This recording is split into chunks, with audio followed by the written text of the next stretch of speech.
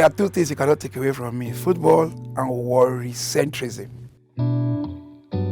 Because from year one in University of Benin, we already started organizing some very big musical shows. Because Shina Peters was like a synonym of a combination of Burna Boy, Davido, and Wizkid put together. At that point, you would not imagine what Shina was in Nigeria at that point. So for Shina to come to University of Benin was heavy. And I can pride myself to say today that Osi College happens to be one school in Nigeria that has produced most Super Eagles players. Yeah, my name is Amaju Melvin Pinnick. I'm the president of Nigerian Football Federation. I'm also a member of the CAF Executive Committee, a member of the FIFA Council, and the chairman of Brown Hill Group. Welcome to my exclusive interview with HIP TV.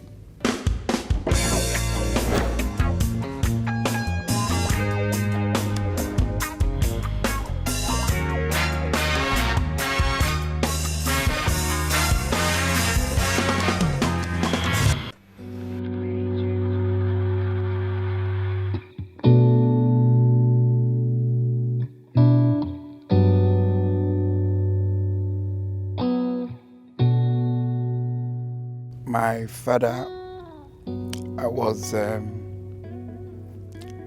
very handsome man, very intelligent, and he was a title chief, a very well-respected chief, and indeed one of the first few black USC managers. He brought us up under one fold, one umbrella. Our polygamy was very, very unique, in the sense that my dad's first wife technically didn't have biological children, but in our home growing up those days, Mama, as she was fondly called by all of us, was our mom, biologically, so to speak, because every child given birth to in our home, there were the boys' room and there were the girls' room. So from all the various mothers Amaju was giving birth to, he would go to the boys' room after a few months to join the other boys there. Jolomi or Esaye or Egbegbemi would go to the girls' room and join the girls. So we grew up not even knowing our biological mother closely, but knowing Mama, which of course was the rallying and the melting point. So it made our polygamy very, very unique, that even till tomorrow, it's difficult to differentiate who's half-sister or who's same. I'm closer to some of my half-sisters than even some of my same mother, same father with me. But one good thing about my dad, even before he died 39 years ago, since he left mortality for immortality, was that he emphasized on education, that everybody must go to school. And the good news was that every one of us, the 19 of us, even though 3 are deceased, all went to school. And by God's grace, in their own various endeavors, God has blessed us. And we are thankful for where we are today. You know, I was like a very stubborn one growing up, you know, because in Warri those days, there was no Ivy League neighborhoods. Of course, there was the SS quarters, GRA. Every quarter in Warri had Ivy League families. There was no defined place that was for Ivy League. Every area, even the Ajegule area in Warri, growing up was fun, was tough because our dad died. Then the challenge immediately was we had to go and start staying with our various moms because my dad was the rallying point. Then Mama eventually died again. But the good news was that my mom was privileged to have 2 very extremely influential and wealthy brothers. But it actually redefined a lot of things about us. Then again, my secondary school, Osi College, you know, in Osi College, we had the good, bad, and ugly, you know, and it was beyond an Ivy League institution. And I can pride myself to say today that Osi College happens to be one school in Nigeria that has produced most Super Eagles players. I cannot start counting from the days of going Fawole, Ebiyon Didiare, Josie Dombraye, Owolo, then Michael Obiku, you know, Clement Temile, Mobusa Broderick's, Humphrey Jeba. I can go on and on. So possibly that redefined my focus about, since I couldn't play, let me administer. If you can't play, it should also be an integral part of the game. And that was when I started thinking of going into football. Then my late brother, biologically, there was no consanguinity between myself and the late Patrick Okpomo. But my dad raised him from boyhood till he graduated. So even in our home till tomorrow, if you go to my father's house till tomorrow, I'll show you that that's Brother Patrick's room. I did not know it was not a Pinnick until 2 years after my father passed. Of course, we used to go to his house, Nikpa, I used to go to his house growing up. He used to take me to National Stadium at a very tender age, So that, again, was another facilitating factor for me into football administration.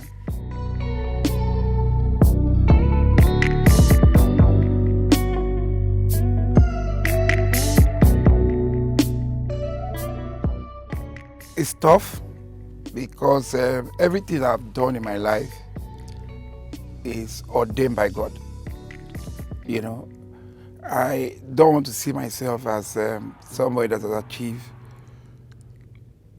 what God has made me to achieve. So thanks Almighty. I always give thanks to God Almighty because He enabled my being here today. He enabled whatever I've achieved in life.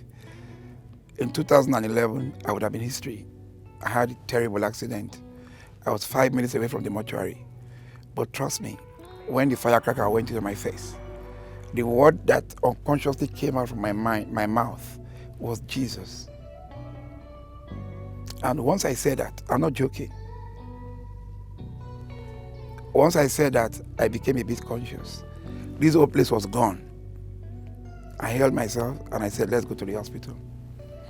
When the doctor saw me in the hospital at midnight, they were confused. 12 midnight on the 14th of February 2011. But God took charge. So I owe God Almighty all gratitude. I've always loved football, but I could not play. I struggled a little, but of course I got my degree in school. By God's grace, came out with a very good degree, University of Benin. I couldn't play for my team, but I became the team manager in Of course, there's no way I would have played in Aussie College. There's practically no way. Aussie College team then could beat a Warriors team today. Aussie College team then could play a national team. Because we had a principal called Ojo. Mr. Ojo will go any length to get some of the best players, give them a scholarship for them to come and play football in Aussie College. We pride ourselves as being one of the best sporting schools in Nigeria. But beyond that, going to University of Benin, I also couldn't play. I was a volleyballer, but I was also the team manager for the social science faculty for our inter-faculty games. Then, of course, my late brother as well, Okpomo, influenced a lot of things. So Nigeria 99 came. Before then, I was already doing my business. I had a company called AMP Ventures. Amaju in Pinnick is an acronym. Doing contracts, running around, but I never ever wanted to, with all due respect, to work for anybody. I've always wanted to work for myself. Right from, because I had that experience when I was in school, University of Benin. Because from year one in University of Benin, we already started organizing some very big musical shows.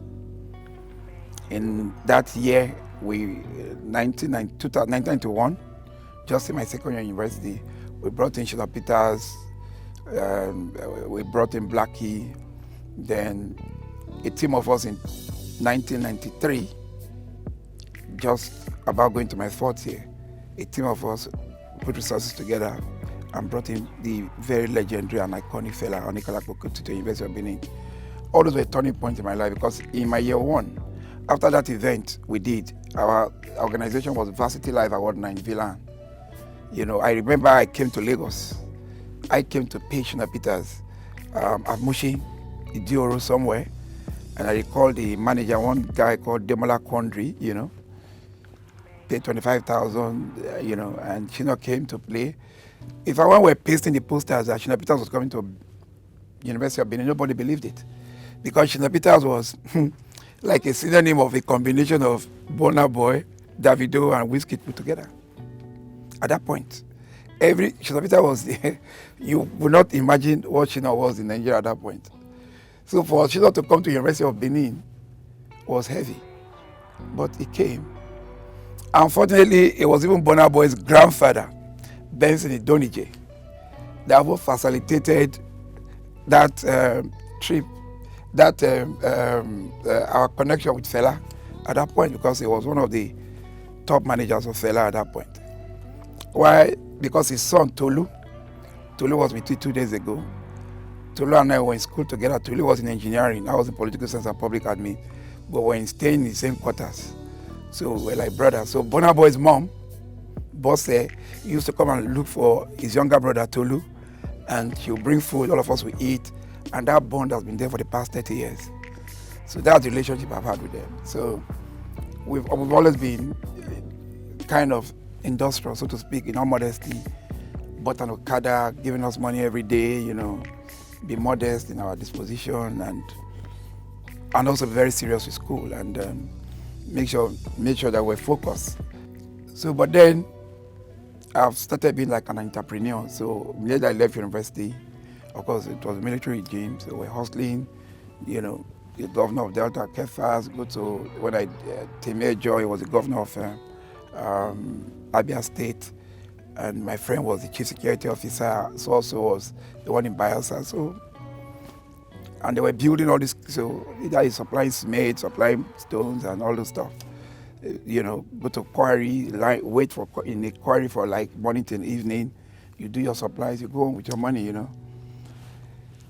So then, of course, in 2000, I had to set up Brown Hill investment company, an offshore support company, where you rent badges and you lease it.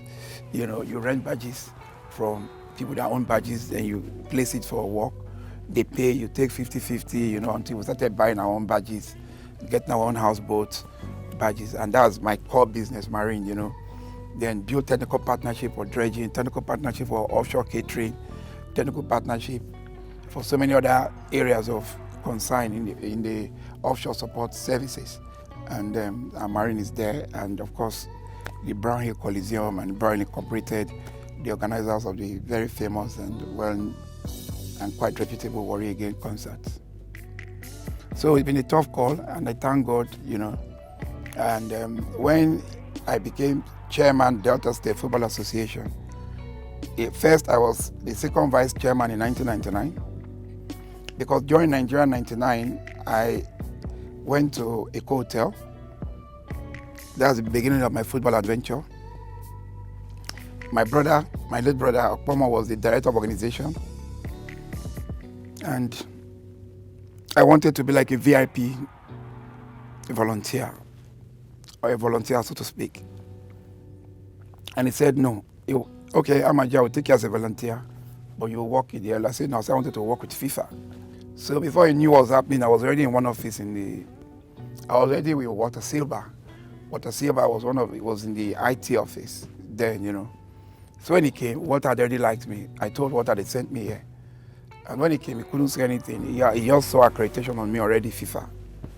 And that was it. So from there, I worked with Walter Gag, who was the director of the technical service group. Then later I worked with Michele Bacchini, who was the event manager. Then Mario Schneider, who was in the media. Then when Blatter came, I was drafted to his office. So I was like his personal assistant, running around for him and everything. So that gave me an insight into, and also ISL, International Sports and Leisure. They were the marketing company of FIFA. They were around, so I learned quite a lot. So after they left, in fact, then one of them said, oh, this guy, you're so hardworking and so dedicated. Wouldn't you like to work for FIFA? Come to Zurich with us. It was a dream I was just 29. I was 28, sorry, going on 29. It was a dream for every Nigerian at that point, want to go out to get. So two people changed my opinion completely, even though I was like 50-50. Ishmael Banji from Botswana. He was a member of the FIFA Executive Committee, now FIFA Council. And also Slim Alulu from Algeria, because there's a lounge where you come during tea, coffee, break. So I pushed it to them. I said, because they like me already, young, hardworking guy, and he said to me, what do you want to do?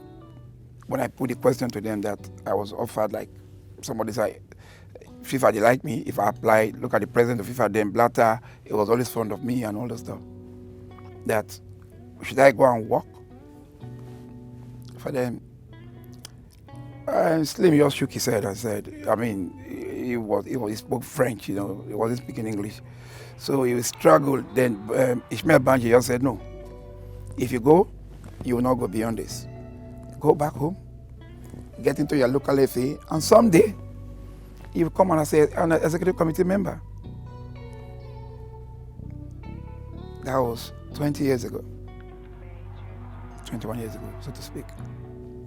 That's my advice for you, and he stood up and he left. And that was a turning point in my life, because at that point, I went back home and contested and won as the second vice chairman of the Delta Football Association. Then in 2002, I became the first vice chairman. Then in 2005, I became the chairman of the Delta Football Association. And the rest is history. Then I was also appointed senior special assistant to the governor of Delta then, in foreign relations. And later, in 2008, I was appointed the executive chairman of the Delta State Sports Commission, which I combined with and of course, what we did was quite legendary. And that catapulted me to, with my major selling points, getting to the Nigerian Football Federation. And it wasn't easy. We came when there was a transition in government, and we had to adapt to the new situation. There were a lot of interest, but we thank God we are still trudging on.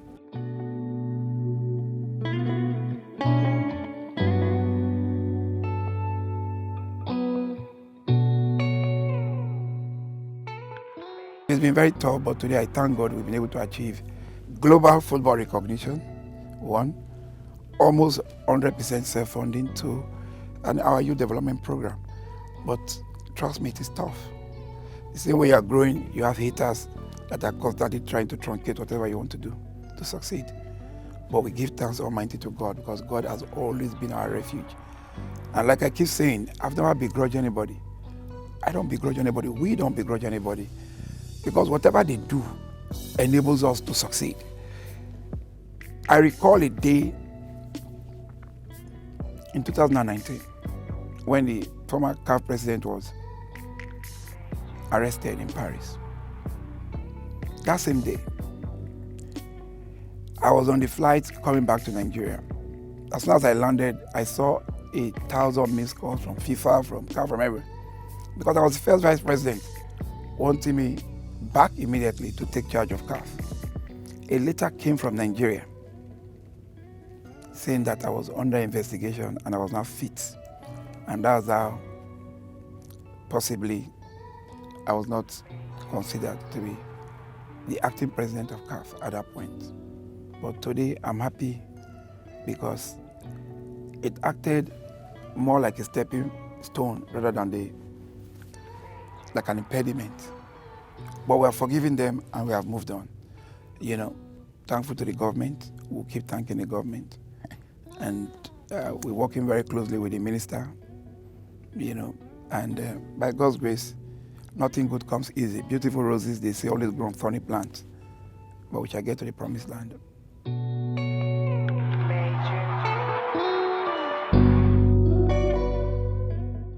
Wake up every day, pray to God for a direction, and leave the rest. And that's what I do every day. Just wake up every day, no matter how difficult it is. Just pray to God, give me a direction. Forgive me for all my sins. Give me a direction, and that's it. Give me a direction. And that is when sagacity and ingenuity comes in. It enables you, that prayer. I'm telling you, I'm not superstitious. I'm a very practical person. But that was I'm just giving you from my own personal, we will believe that I will go to the FIFA election, I will defeat an incumbent, Out of 53 votes, 52 votes, I got 43. Come on, if not for God, no, tell me. It's not a level of, it's not anything. When I woke up that morning, my heart was very light. And the Lord Jesus said, go and conquer. And I did.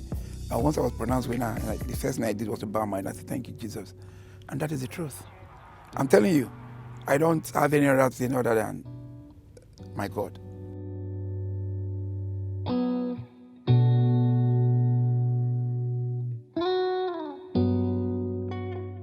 There are two things you cannot take away from me: football and worry-centrism.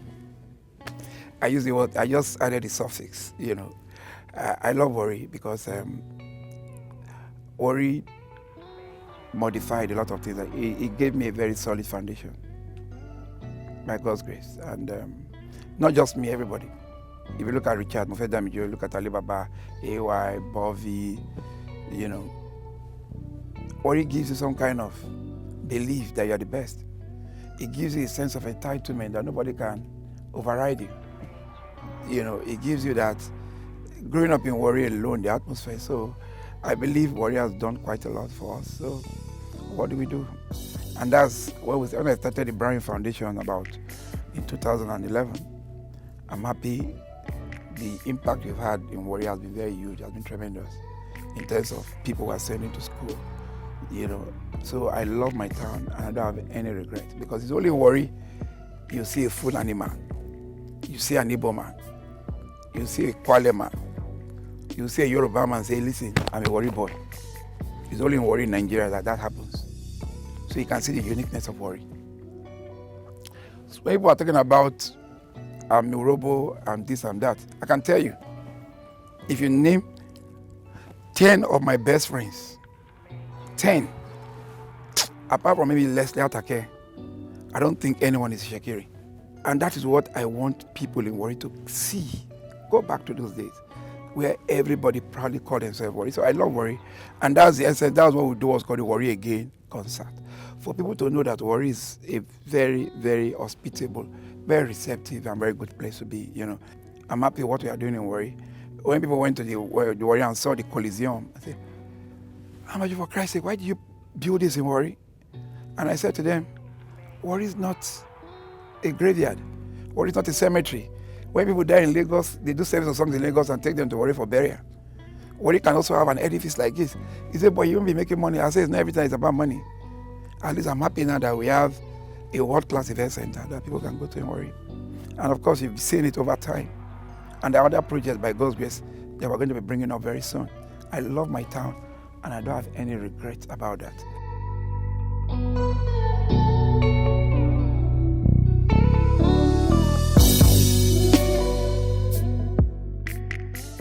NFF, we don't earn salaries. Just a few months ago, that we developed what's called quarterly honorarium for executive committee members, because they travel all the time, come to Abuja, go to different places. So just develop an honorarium that's nothing too significant, approved by the board and everything, Otherwise, like me, for example, like I told you, I'm driven 100% by passion. Will I tell you that, my predecessor at that point was collecting about 13 million naira, which was about $85,000 at the point, as accommodation, which is there if I want to. But I can tell you, this is my 7th year in NFF. I've not collected a dime for accommodation. The car that I use in Abuja is my private car. I fuel it. I pay for my security there.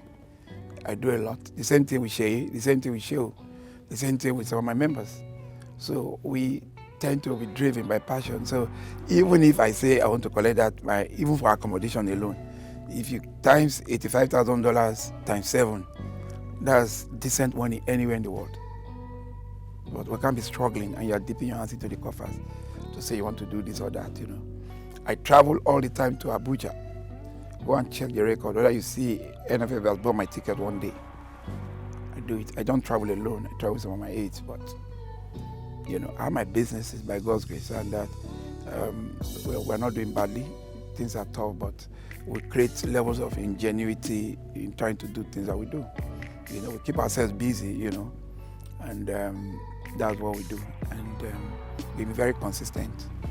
So we just believe that our consistency has really shaped in us and it really helped us. And the best of it is that I have a very beautiful and a very good wife.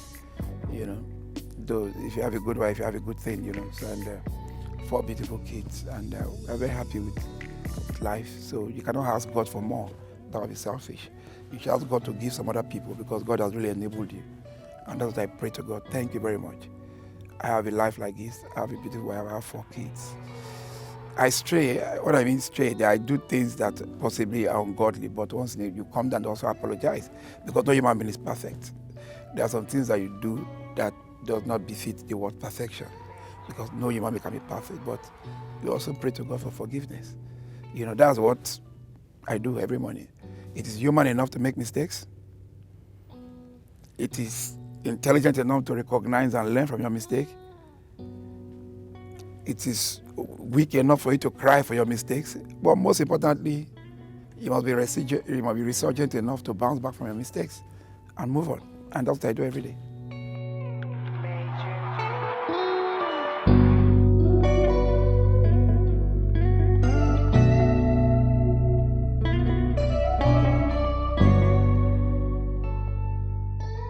Our law of worry, you can see, I said it before, so cerebral, so intelligent, resourceful, enterprising, a man ordained to rule. And I said it. He was groomed to be a king, and that was what has manifested. So we are very happy with him, and we know God will give him the wisdom to carry on his duties of that very exalted throne that dates over 500 years. And just don't listen to some of those very infinitesimal, discordant voices. You know, even in the most civilized climes, the English monarchy, you see some descending voices, you know, 1 or 2. So it's normal. So whatever you see today that day, I think, no, there's no opposition. We have a king, we're happy with our king, and our king is there for eternity.